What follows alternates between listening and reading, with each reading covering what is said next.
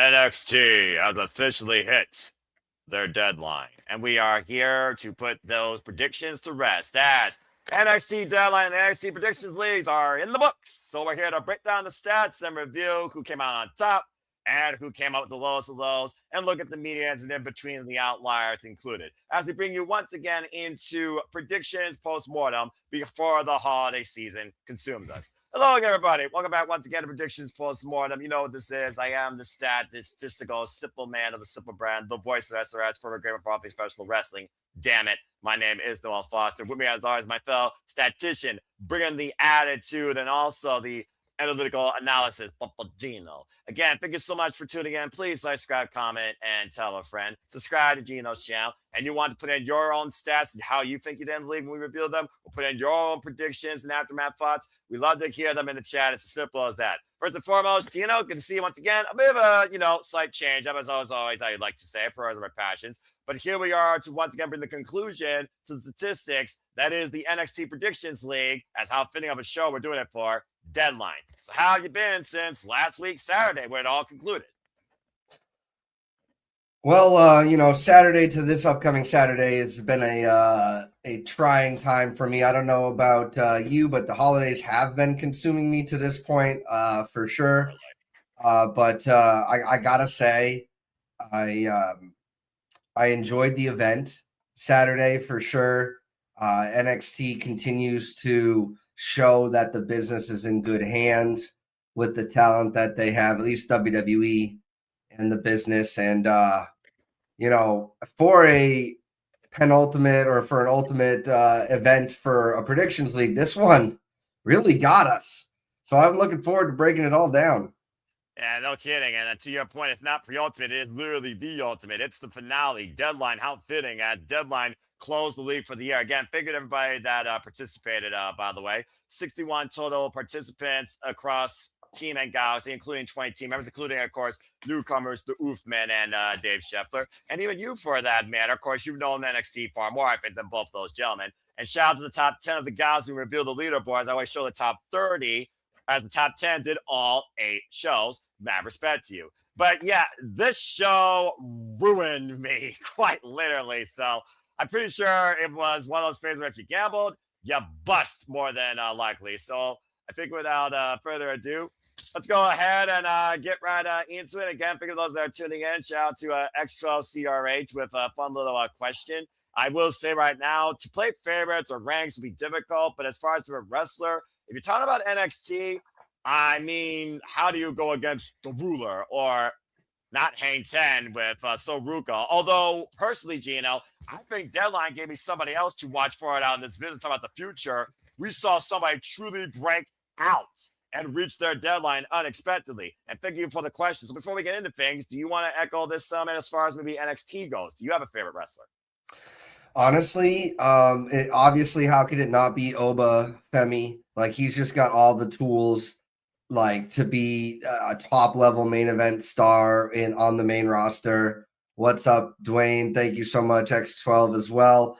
But as far as, like, somebody who maybe you don't really know how they're going to do if they go to the main roster, will they, whatever. I really, really, really like Ethan Page. I think All Ego, his theme song, the way he points to his smile. I wish he would point to his head since he's all ego, but he points to his smile. We'll tweak, whatever. It's in the grin, man. It's in the grin.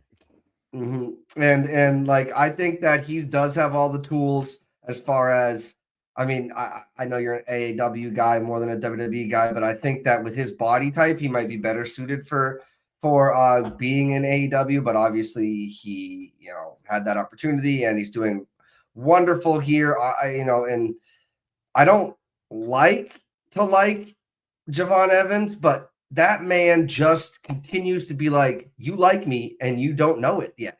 Like, he's proving why, like, he's educating me on why I should like him. And that is just, those are two of the guys that, again, maybe they could put a little bit more muscle on, do something with their physique and stuff. But I really like an All Ego Ethan Page, and I really like a Javon Evans. But Oba Femi, obviously. He'll be wrestling Brock Lesnar probably for his retirement match, hopefully. But I digress.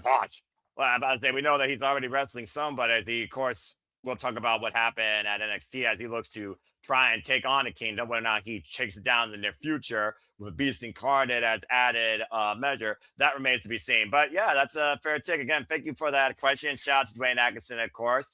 And Jesse James really growing on me, becoming NXT Women's Champion twice. She's not just a flash of the pan champ like we thought, and her promos are excellent.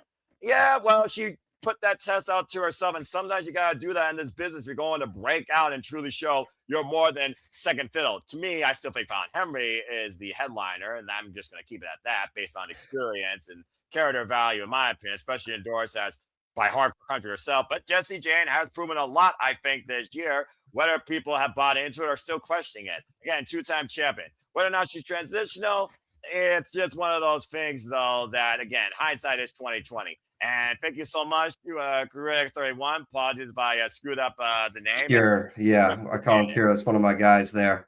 But as far as women, women in NXT, I've been on the Lola Vice train for years. You and Walter Cruz both. But okay, it's more than just body yada yada. It's the theme song to me. It's the presentation. It's the I can legitimately beat you up. Like, and I think that those things, I mean, obviously, yeah, Sol Ruka's got a good finisher. I don't really like her surfer music, though, to be honest. To me, the whole package matters. But and I think Zarya is somebody that's really I love my monster heels, especially with men or women. Like, I love monstrous wrestlers. Call me old fashioned, but I just like, you want to be able to see somebody like out in public and be like, that person's a wrestler or that person's a fighter. And I just, you get that with Oba, you get that with Zarya and things like that. But so thank you so much for those questions. We usually don't get questions on the stream, and we welcome them and we will answer them. It's a unique subtext. It further adds to the conversation outside statistical analysis, whether or not you want to play the odds on we're going to say the same thing or not. I welcome that because it's that type of engagement that really brings out a positive outlook and a different aspect in professional wrestling, sports, whatever you want to call it. And figured out Ethan Page's psychology, the potential and the rising growth of the NXT new athletes. Let's keep in mind, most of the people we're talking about, they weren't even wrestlers to begin with. They were next in line, brought for that program because they had a background in amateur wrestling or some sort of sports. Truth be told, though, Valerie Rada, Lola Vice, is a previous MMA fighter, and most of her wins were via knockout. But that's a whole different conversation for another day. With that being said, Gino, and to those that enjoy stats, analysis, and predictions thereof, let's get right into it. Again, this is the conclusion of the NXT Predictions League. Thank you to those that, of course, participated for the year 2025. I will be bringing it back again next year, 2026. Hope that you all will be part of it, and maybe we'll even bring you into the conversation. We even thought about maybe bringing in guests, fellow participants on here, adding them to statistical analysis in and out of Team NoDQ per me and Gino's approval. But that being said, Gino, let's go ahead and see how you and I and the team did, because boy, oh boy, did this show kick some ass in more ways than one, literally. As you can see, folks, of course, I keep track of all the stats that you could think of for the team in the Galaxy, but we always look at the team. The team pool this time was a team of 14. Steve-O, TJS, and Son Goku, they were not part of the ballot. They did not submit their predictions in time. As you can see, me and Gino, I don't consider this a victory considering 2 matches. I went bucket, son. What the hell? So that being said, Gino, where do you want to begin? Let's just go ahead and run it down left to right. I think that'll be hopefully the easiest to follow. But when this graphic was first released, when you showed me this, the thing that stuck out the most to me was solid black down the left-hand side of this and then down the right-hand side. But it's more shocking here with the NXT Championship. So in and of itself, I think in a vacuum, every single person on this list would have gotten it right. However, they decided on Monday Night Raw that the winner of this match, or was it SmackDown? Can't even remember. The winner of the match was then going to be... It was SmackDown. It was SmackDown. Okay, yeah, because I remember it was the next night. So the winner of this match was going to face Cody Rhodes at Saturday night's main event, John Cena's retirement night. And I should have known that it was going to be Oba Femi, because I even said it in the group chat. I was like, it's got to be Oba, right? But they just had him drop the title to Ricky Saints. Ricky Saints hasn't done bad with it. And Oba should be in the main roster. So I was fighting with, and it looks like everybody else was struggling with that as well. Like, well, it should be Oba winning only because we would like, it makes more sense for him to be showcased against Cody than Ricky Saints, but also Ricky Saints has that AEW connection with Cody. So it just made sense to pick Ricky, since he hasn't been a champion long. We know WWE likes to keep their champions for a champion for a while. I'm actually a fan of the decision because it should have been Oba, and it's just all these things. But then he almost lost it on Tuesday to Javon Evans, which I also would have been okay with, because it really should be like Oba needs to be moving on. Like, this is like Gunther fighting for like the Intercontinental Championship again. It's like, we don't need, like, that's like a step down at this point. So I picked Ricky Saints, even though my heart was telling me Oba, just because I'm like, are they really going to put it back on Oba, which means he's going to be in NXT for longer? Like, he was written off, he was off TV for a while after he lost it. All these types of things went into it. But you, me, and the other 12, we all got it wrong. Noah, why did you pick Ricky Saints? Jeez. Continuity. I was going with the idea that continuity, Cody Rhodes, Ricky Starks, Ricky Saints, even prior to AEW, the fact that Ricky Starks faced Cody Rhodes for the TNT Champion Open Challenge, that led to him, of course, first face American number for the first time. Both men have been following each other, of course, in the wrestling business. Both have that idealism from going undesirable to undeniable, him being absolute. And again, I thought Oba was on his way to the main roster like you. Whether or not he was going to go after maybe Ilya Dragunov just as a change-up, intensity versus the power of the ruler, whether or not he was on his way for a Royal Rumble debut, or whether or not we're going to get some sort of big, meaty, mid-card collision to start things off where he randomly attacks somebody not in the vision. It just felt like to me that just made perfect sense that it was going to be freaking Ricky Saints and Cody Rhodes from all things. I also consider Ricky Saints not being one of the shortest reigning NXT champions in NXT history, considering I'm pretty sure he probably was a little longer than Sami Zayn after Kevin Owens obliterated him at NXT Rival. I just didn't think Ricky Saints was going to be transitional. When you think about the fact that he really won the At No Mercy, I don't consider Halloween Havoc a real thing. And again, he had like 2 defenses against the same damn man. I thought they were going to let him go with this for a little longer. I was wrong. Simply put, continuity bit me in the ass. I think, again, like it was said in the beginning of this segment, if this wasn't to be challenging Cody in that exhibition match at Saturday Night's Main Event, like if that wasn't a stipulation, I do think Ricky Saints would have gone over. I just do. Shout out to everybody in the chat room. Don't forget to go subscribe to Noah's channel. If you're here from mine, don't forget to subscribe to mine. If you're here from Noah's, give us some likes. We really appreciate your viewership and support, whether you're watching live or on demand. Shout out Noah. Shout out Gino. Shout out Aaron, bringing us together. So, but yeah, I'd like it. It just feels like they wrote themselves into a corner with that decision.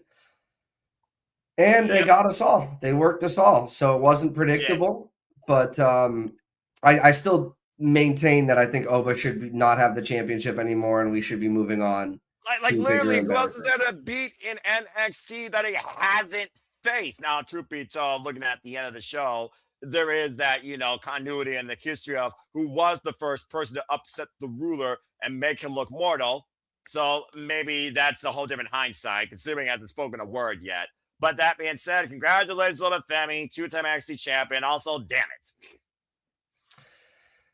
Absolutely. And so thank you so much, Noah. So we'll just move on to the Men's Iron Survivor Challenge. This is a unique style of matchup that NXT has. I do enjoy the alternative nature to when we get stuff that's not your usual cup of tea, or not even cup of tea, just not your usual rigmarole in wrestling. Right. We talk about it all the time, whether here or on the review or where on Shenanigans or any other of the work that we do, Major Push Wrestling, whatever it is that we're talking on about predictability, repetitiveness, all these types of things. And for this one, you know, I picked with my heart on this one, even though I do like a Javon Evans. He obviously is the guy getting these rubs, wrestled Randy Orton. He's doing all of these important things. And I just picked Joe Hendry because at a certain point, like, you need to capitalize. And I guess they are with Javon Evans. But for me, I think Javon still needs to put on a little bit more weight. I do. Yes, he's bouncy, aerodynamic, all that stuff, but I would like to see some more meat on them bones to really take him to that next level. And he's got time. He'll probably be in NXT for a year or two more. But Joe Hendry, we're all expecting him to be on the main roster. I said his name and he appeared just like that. And so they've probably got other plans for him. But for me, it was just Joe Hendry is over organically, and it feels like WWE is doing everything they can to almost squander that. But I still believe in Joe Hendry, and we're at the point where it's not I believe in Joe Hendry, it's we have to still believe in Joe Hendry, like Hulk still rules instead of Hulk rules, because they keep doing these things that would make us not believe in him, which is frustrating. But there were some people who picked Miles Bourne, which is an interesting choice for those people. You got this correct with Javon Evans. Was it just so glaringly obvious that he's the future of NXT that it was undeniable?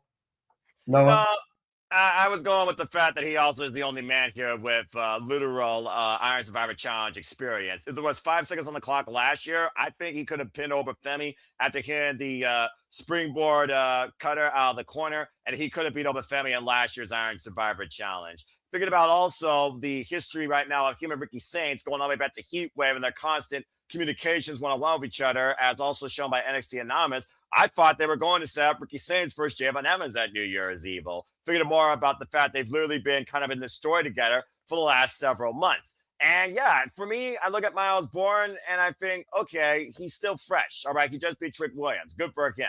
But I don't think he's ready to go after the NXT Championship again. Joe Hendry, you don't need to thrust the newest guy on the scene straight into the World Championship picture, though we believe in him. Because I also think that'd be too obvious that, yeah, they put him there. Would they be able to actually make it work for the long haul, or would they squander it? I want to think that they're actually not going to pull a Jordan Grace with him and do some good stuff with Joe Hendry. The stuff with Fiat Hale, it already might be a little bit of a telling point. No one believe in Dark State Retribution member whatsoever, despite the fact that he and Obafemi go all the way back to the first altercation together backstage in a segment before Dark State was even a thing on the radar, unfortunately, in WWE. So for me, Javon just seemed like Mr. Consistent that should have finally had his moment. And I was right with literally 3 seconds to spare. Yeah, and so for me, it was just I think Joe Hendry is main roster bound. I know he's finally signed. He's been a fixture of the NXT stuff for so long that when we talked about who our favorites are in the beginning, I didn't even mention him because I don't look at him as an NXT star or an NXT roster member. I look at him as he's coming to the main roster starting Royal Rumble, and like it would blow my mind if they continue to keep him in NXT with all of his in-ring experience, his ability to do stuff on the mic, his ability to do those live concerts. But if you look across, we kind of like, you know, a lot of the people that I said were favorites of mine in NXT are the ones who decided to go with here. And it looks like, you know, here's another opportunity for me to say I was right and no, or I was wrong and Noah was right. And that happens more often than I'm comfortable to admit, but we have the receipts up on our channels to prove it. Hopefully 2026 is a little bit of a better year. Now, we're going to move on to the grudge bout. We both got this one correct. For me, it was as simple as I just didn't think that they were going to go with Tatum here. I mean, I like you've got the outside interference aspect of things, and I just kind of went Izzy and moved on with my predictions. So why did you pick Izzy? It's literally a story of psychology, or to bring it down to a child's understanding, bullying. At the end of the day, this sweet, young, tortured little soul just wants to feel like she belonged. Peer pressure be damned. Didn't go off someone's vision. Got screwed. They're not going to give her the win out the gate. This is going to be a slow burn into psychological, mental warfare where Tam Paxley has all the shades of a Wendy Chu, of a Rosemary, and, God rest her soul, a Daphne. This is one of those things, simply put, that's going to be a matter of how much do you torture a Carrie before she rips your damn head off. So I think that Tam Patsy is going to assault Izzy Dame in her own way. This was just chapter 1. Or chapter 2, considering we finally got the betrayal, and Tam Paxley is more unhinged probably than ever and can easily be vulnerable, as we saw. It made sense in hindsight for this to be continuation, because it's not like the calling has anything else going for them. And Izzy Dame right now, this is the only story they've made for her since who knows when. So round 2, Coffin, Dollhouse, Cinematic, you tell me, your next WWE Studios production. They're going to make this cinematically psychological warfare with these two, probably all the way through Vengeance Day. How fitting the next show is called New Year's Evil. Izzy Dame is the villain. The villain wins the first act. It's the first act of this saga. You had to go with Izzy. Game over. I love that. And that was a moderate half. People got that correct. And 7 out of 14. The last one was 8 out of 14. So we move on to the one that every single person got correct. It's all ego. Oh, Ethan Page. Since he's debuted in NXT, he's been one of the best things going in NXT. Period. They're pairing him up with Chelsea Green, which is a great choice. They're the Canadian nationalists. They're Buddy Murphy's probably kicking himself, or not Buddy Murphy. It's Matt Cardona, because it could easily be. I was listening to Paul Walter Hauser's CVV interview, and they were talking about the future of the business, and Rhea Ripley, and then Buddy Murphy's name came up, so that's why it was on my mind. But Botch, nonetheless, we are live, pal. But it just feels.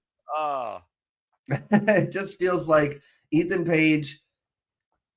He, as I mentioned at the top of the show, he doesn't really have that physique aspect that might be work the best on the main roster. So keeping him in NXT as the North American champion, keeping this Canadian nationalist gimmick going, the whole Lance Storm aspect of it, the un-American aspect of it is great television. So I'm about it. I was going to pick it. There was no chance in my mind, and neither was there in anybody else's mind that he was dropping the strap.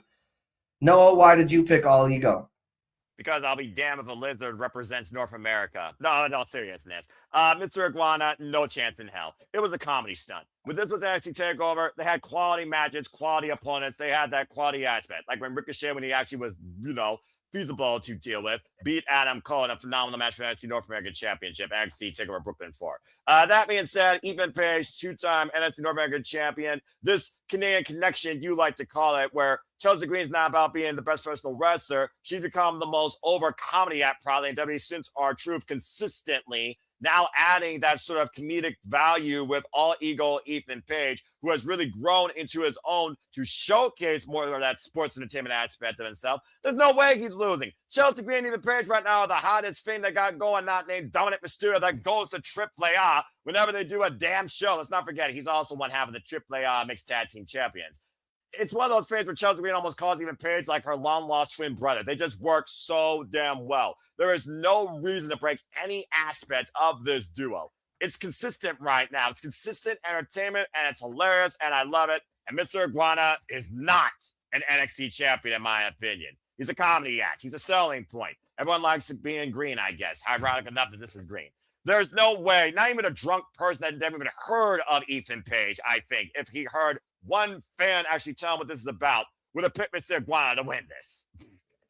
And you do such a great job with the predictions Google sheet that you make, where we have the graphics and stuff like that. Like, nobody's going to look at that and take Mr. Iguana seriously. I will say, as a Floridian, iguanas are pretty common here. So that's something that it's not like they are not native to North America, but they're not bringing in a AAA guy to win a championship from one of the best things they have going. It's as simple as that. And yeah, Noah, your copyright infringement check is in the mail as we speak. So with that down, that's 14 out of 14. You love to see it, especially when I'm not that competitive in it. But either way, a small win, a small loss goes a long way in a 5-match card. So we move on to the Women's Iron Survivor Challenge. And I obviously picked with my heart again on this one. WWE doesn't seem to want to push the people I like. They don't seem to want to give them the victories. Like, to my understanding, and I don't always watch NXT every single week, but to my understanding, Lola Vice still has not won the NXT Women's Championship. And she should have been doing that when she was beating Shayna Baszler in Underground back in 2023? 2023, yeah, exactly. And then she also beat Jada Parker in a fall. In fact, Lola Vice is still undefeated in NXT Underground. Yeah, well, I mean, as she should be, but they should. I don't know what else they need to see about her. I was still working out at Planet Fitness back in 2023. Like, that's how long. That's like I was listening to her music, and that's like they're doing their best to take who I want to see on top away. And I get it. There's money in the chase, but at a certain point, like, you got to pull the trigger on these people. And it looks like you picked somebody else who the writing on the wall is for them to be, they should be thrust into this main event of the NXT scene. Sol Ruca is becoming almost a fixture on WWE main roster television. Pretty much. And it just seemed obvious. Now, nobody got this one right. We had Sol Ruca, we had Lola Vice, we had Jordynne Grace. Those are the three that it should have been. It should have been one of those three. And it was Kendall Gray. Great. We're going to push new stars. We're going to try and make new stars. There's about 5, as Triple H said on Unreal, there's about 5 good women's wrestlers in NXT for every 1 good male wrestler. So all of these people probably deserve it. But you've got people like Jordynne Grace, who is a freak of nature physical athlete that should be in the championship conversation. You got Lola Vice, who is an actual fighter who should be in the championship conversation. You got Sol Ruca, who is getting herself over despite her crappy entrance music, despite her, being forced into an unfriendly alliance tag team. And they give us Kendall Gray.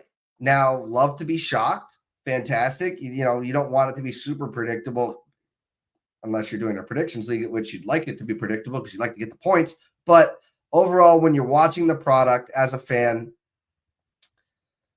that I just couldn't believe that Kendall Gray won. And like Dwayne said in the chat, nobody thought Kalani Jordan. I mean, Kalani Jordan, she's good, but she's like vanilla. You know what I mean? Like she's just good in the ring. She's just like the mean, it feels like. And so it just feels like the other 3 girls that were picked, the women, that were picked from our predictions league have the most upside. So we are picking again with our heart, and maybe not as much with our Shawn Michaels booking cowboy hat on instead. So why did you pick Sol Ruca? So first off, just to add to this, not only was the team the only ones that didn't go with Kendall Gray, not a single person in the poll went with Kendall Gray either. She was an absolute afterthought of a pick, and she literally cost everybody a point. And the reason I went with Sol Ruca is, to your point, she has been the most over-like rover in the NXT Women's roster this year. Major opportunities for the tag titles. The sub-story with Zarya adds more attention to, will they coexist, or will WWE once again remind me that women's tag team wrestling doesn't matter in this company for the 16th time, 16.7. But also, I think about Sol Ruca. Recently in a 6-woman tag, she snatched the soul of the NXT Women's Champion. I thought that put her right there at the front lines she's going to challenge her. How do you get her there? Okay, do it for this. Also, again, previous Iron Survivor experience. It was one of those things also, I feel like Jordynne Grace and Kalani Jordan, they are in a dead heat rivalry constantly against each other. I feel they were across one another. Towards the end, I was absolutely correct. And then you have Lola Vice, where they haven't pulled the trigger on hers, as who knows when, previously challenged Jessie Jane, ironically enough, for the championship at, of course, No Mercy in front of her family, and lost when Laney Reed joined that stupid faction. That's still pointless to me.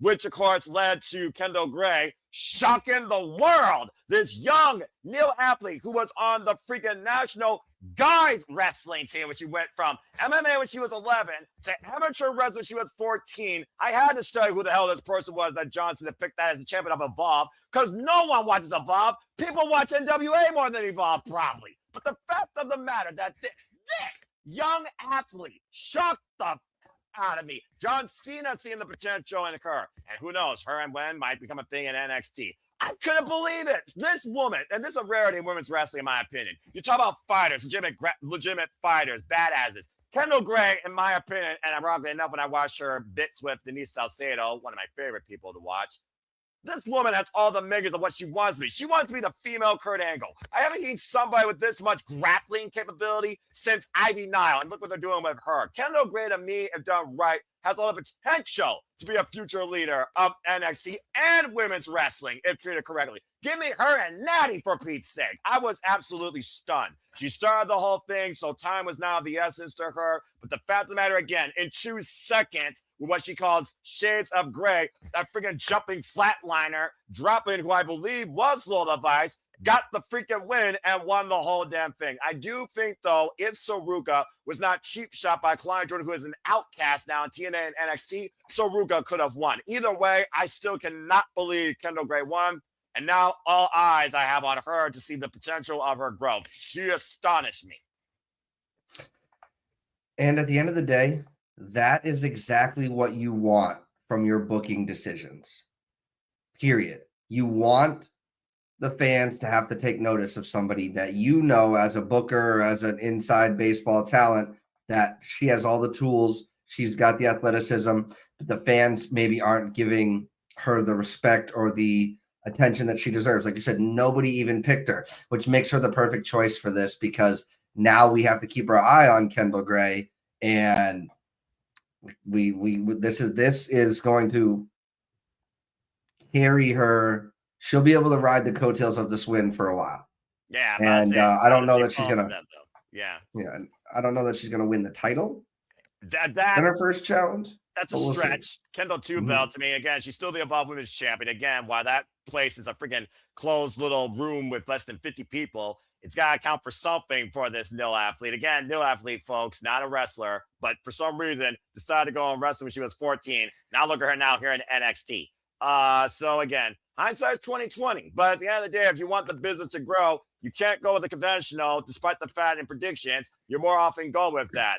And yes, to Drain's point, so Ruga is taking on Bailey at Saturday's main event. But Kendall Gray, I'll be damned. And for people who don't know what nil means, or NIL as it's usually referred to, for sure. But when it comes to NCAA, that name, image, likeness, and that's so they can get paid to for people to, because the college athletes used to not get paid anything, even though they'd be selling jerseys with their numbers on it and all this stuff.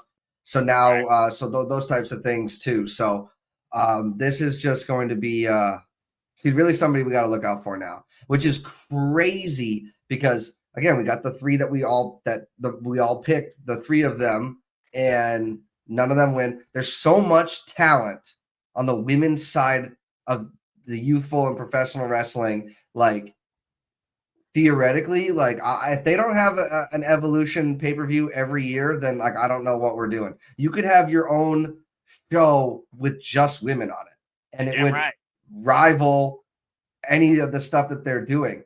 And you don't want to split them up because you want them to be on the big shows. You don't want to just make Raw and SmackDown exclusively men. Like, that's not how you do it. But if you added a show that was maybe an hour long, just the ladies, they can get some storylines and more whatever. Like, it would, I have no doubt it would be great.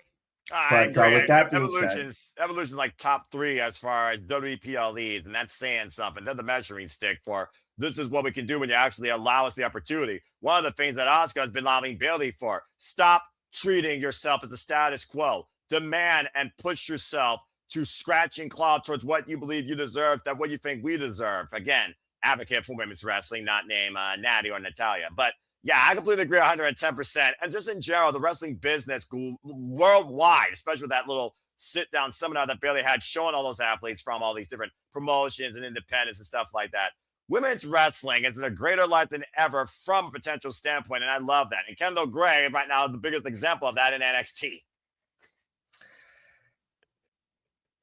I hesitate to say this because I know it's going to trigger you and might be saying it so that I can trigger you, but we owe all of this thanks to the Bellas and Give Divas a chance. So thank you very much, Bellas. Yes, you're AJ Lee's and you're ahead of your time wrestlers, but at the end of the day, them deciding to wrestle a 2-minute match forced the fans to be like, nah, that's not okay. This is unacceptable.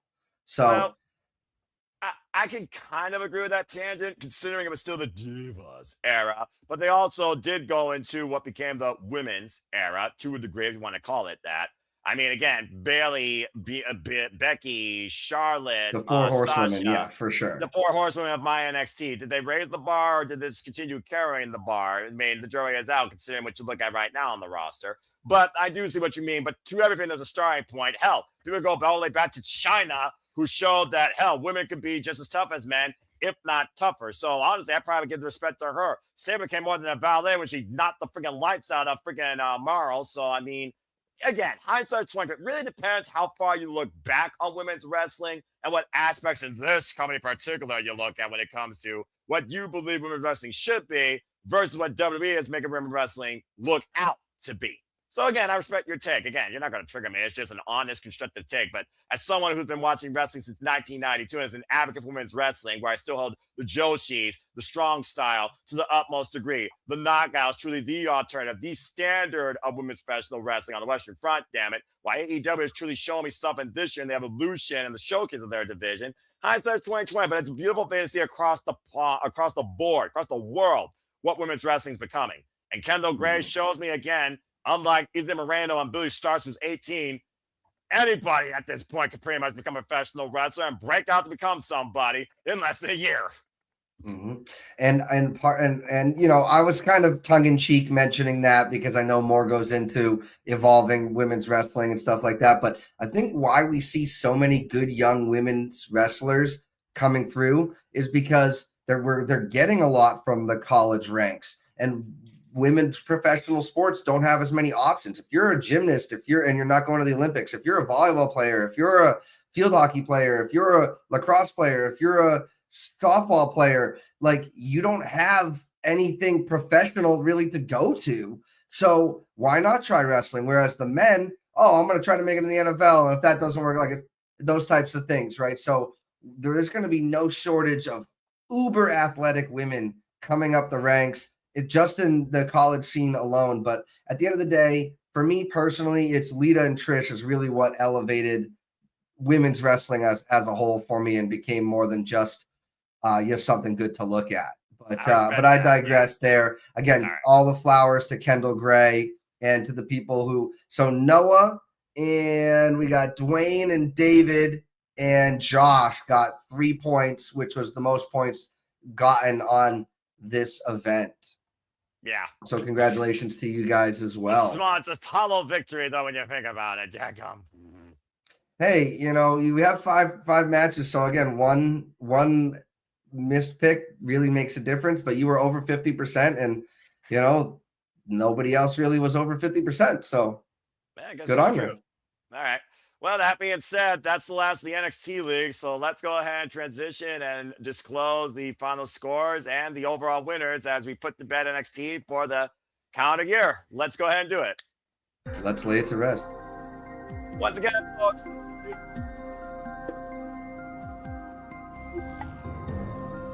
predicting who failed to capture the flag at the pole position, who botched their finisher and injured their opponent. Let's go ahead and take a look at the final standings, starting with first and foremost the NX team, represented by NoDQ. In third place with one high score of the night, that was actually Deadline, overall score of 34 points, it was me.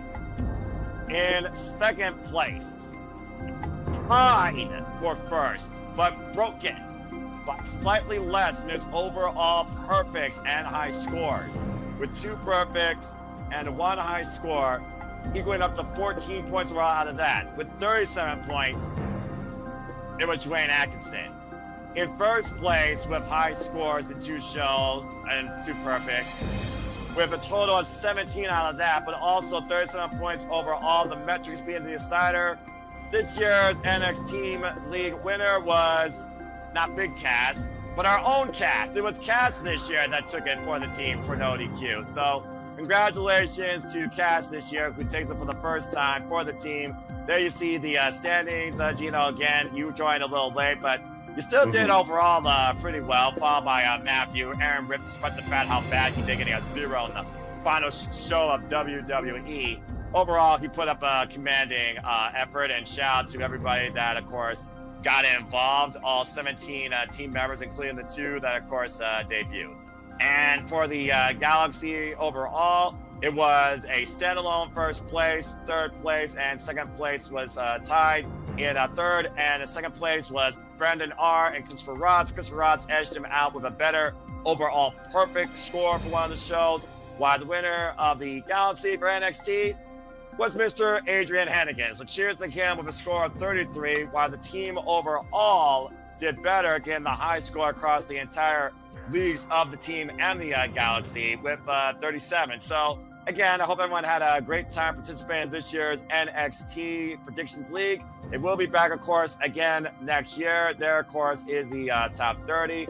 And I hope you all continue to enjoy the statistical analysis. And again, Gino, hell of a start. Looking forward to starting over again. Figure those that, of course, participated. 48 total, 336 form submissions for the year.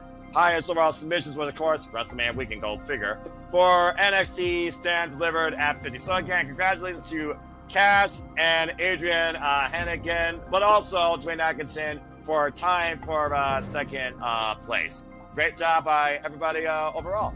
And that, of course, concludes the NXT Predictions League, but I also want to give a shout, of course, because I do think TNA also deserves some love. The winner of this year's TNA Predictions League was my friend Ashley. So congrats to Ashley, while Christopher Rotz got second place in 72 and was tied, but he got better higher with a perfect at turning point. Well, I didn't get no perfect, so I take third. And that, of course, your league winners for TNA and NXT this year, Ashley, Adrian, and Cass. Congratulations to our winners across both of those leagues. And thank you, of course, Gino, for continuing to take part in the fun. I hope that you take part in the fun next year across all these leagues as well. Absolutely. And, you know, I'm going to talk to you a little bit off camera because I don't want to spoil any potential changes that we might implement moving into the next calendar year. But I've got a few ideas in mind that I hope to run past you and see if we can't make this league and these prediction videos even more exciting for everybody. All right. Well, I definitely look forward to that. I hope everyone looks forward to more statistical post-show analysis, recap, and maybe storyline development conversation, unless you all took the conversation with further questions. Figure to those that did. Shout out to Ribshot, Crew31, and Extra CRH, and Dwayne and Charles, of course. But that concludes the NXT portion of the year for predictions, put in the rest, and the predictions, post-mortems that follow for. It may not fully be my NXT, but it still is a pretty damn good product, to say the least. And again, the women, so much damn potential. But that's all till next time, as we see you after the holidays at World's End before the new year begins. So I figure without further ado, Gino, let's go ahead and close this thing out. Where can the people find you, and what are you up to? Yeah, guys, if you like Rocket League and video games and shorts and stuff like that, also wrestling talk, I got my own podcast that I'm doing Wednesday nights at 8, Major Push Wrestling. You can check that out. Just go wherever you need to. Go to PapaGino0017. Just search that on the YouTube bar and you'll find me. I'm still working on getting the @ for that because it's associated with my other channel that has no subscribers because I didn't realize I was going to use a different channel to do that. But I digress. You know, we really love doing this, and I thank Noah so much because it's not he makes it look easy, but it's definitely not easy to have all of these stats and stuff like that and take care of all that and be the keeper of the lists. Very well done, Noah, and I thank you. And we got what? You said one more? We got one more AEW event, I believe, before the year ends. Yeah, literally, quote unquote, we got World's End at the end of the year. Of course, that will be Saturday, December the 27th, which means you and I might literally toast a little few hours before the new year begins and the predictions end, which would be that Wednesday, December 31st. It's going to be a wild one for sure. And yeah, again, don't forget to go subscribe to Noah's channel if you're watching from my channel. Don't forget to subscribe to my channel if you're watching from Noah's channel. We appreciate all your support. Leave a comment. How did you guys do? Do you want to be in the Predictions League? We can make that happen. And yeah, Noah, where can the people continue to find your great work? People want to further engage with me. I'm antisocial. I'm introverted, but they can try to. And Foster 1916 on X and on YouTube. For I am nothing more but a simple man and a lifelong fan of professional wrestling. Damn it! Reminding you there are no winners, no losers, no betters, just fans with opinions with this passion we all share. So at the end of the day, folks, support one another, respect each other, protect your mentality too, treasure your families, and just enjoy life and enjoy professional wrestling. It is truly as simple as that. And again, what a phenomenal year for WWE. PLE and the matches. I thoroughly enjoyed so much this year. These are definitely the most memorable matches for me. And of course, there's still one more memorable match to come at the end of the year / this comment Saturday, as you know, PapaGino, because of course, come this Saturday, we celebrate the career of this man one last time for the final time in the GOAT, that is John Cena. As again, folks, that's a beautiful graphic. That almost makes me want to cry. I'll send it to you privately. Again, folks, stay tuned for our coverage at Cinema Studios. John Cena's final match. On call for that match will be Jeff motherfucking Meacham and the Renegade of Wrestling, JJ Williams. Again, that is Saturday night, 8 p.m. Eastern Standard Time. Stay tuned for more Cena retrospectives from me and friends up to that point. Last night I did one with Big G. Shout out to the Baller. Follow him on the social medias. And tonight I'll be doing one with Walter. So stay tuned for Walter Cruz. Follow him at the Rage of Wrestling. Again, folks, if you can do nothing else, let this be proof to you that you simply can have a conversation, have fun, don't risk anything except you're, well, you know, losing. But you truly can just have fun simply predicting. And again, congratulations to this year's winners of the NXT and TNA Predictions Leagues, Cass, Adrian Hannigan, and Ashley Reynolds, who now joins my Hall of Fame of Champions, respectfully, for each class. And Gino, good luck to you next year. Maybe I'll put your name finally on these plaques soon enough. And these slammies. That would be great.